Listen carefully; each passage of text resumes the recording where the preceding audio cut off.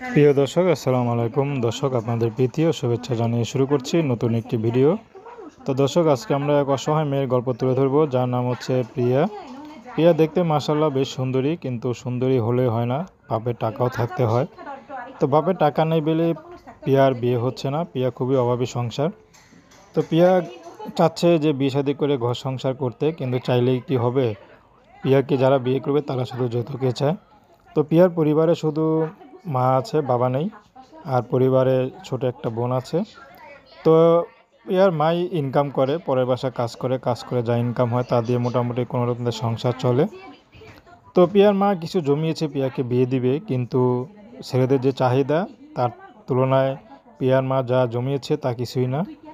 তো শেষমেশ প্রিয়া বাধ্য হয়েছে ইউটিউবে আসতে। তো এখন প্রিয়া চাচ্ছে যদি কোনো ভালো একজন মানুষ প্রিয়াকে বিয়ে শাদী করতে চায়, সেই মানুষটি যেমনই হোক প্রিয়া রাজি আছে।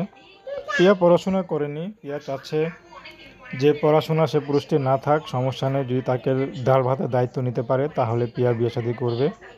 বা কেউ যদি তাকে সহযোগিতা করে ভাই হিসাবে বা বোন হিসাবে, তাহলে প্রিয়া হয়তো ভালো এক জায়গায় বিয়ে করতে পারবে সেই টাকা দিয়ে। তো প্রিয়া হাতের কাজ জানে, হাতের কাজ শিখতেছে। তো প্রিয়া চাচ্ছে হাতের কাজ করে একটা সেলাই মেশিনের দোকান দিতে, যাতে করে আরও মহিলারা কর্মসংস্থান করতে পারে। কিন্তু যেখানে প্রিয়া নিজেরই পেট চলে না, সেখানে কিভাবে এত বড় স্বপ্ন পূরণ হবে? তো দর্শক, এ ছিল প্রিয়ার জীবনের সংক্ষিপ্ত জীবন কাহিনী। তো প্রেম, ভালোবাসা, সাহায্য, সহযোগিতা, বিয়ে শাদী করা একান্ত আপনাদের ব্যক্তিগত ব্যাপার। আসুন আমরা ৫ ওয়াক্ত নামাজ পড়ি, সর্বদা দেশের সেবা করি। আসসালামু আলাইকুম।